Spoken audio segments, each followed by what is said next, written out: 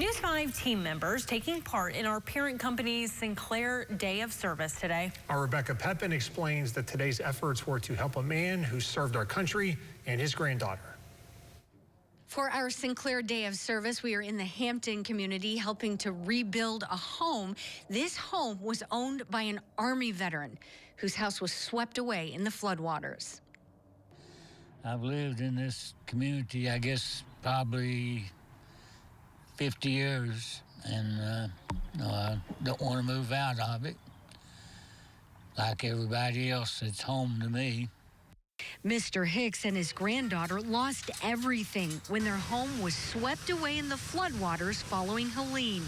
The day it happened, it just came so fast. The water started coming up, and I said, it's time to go.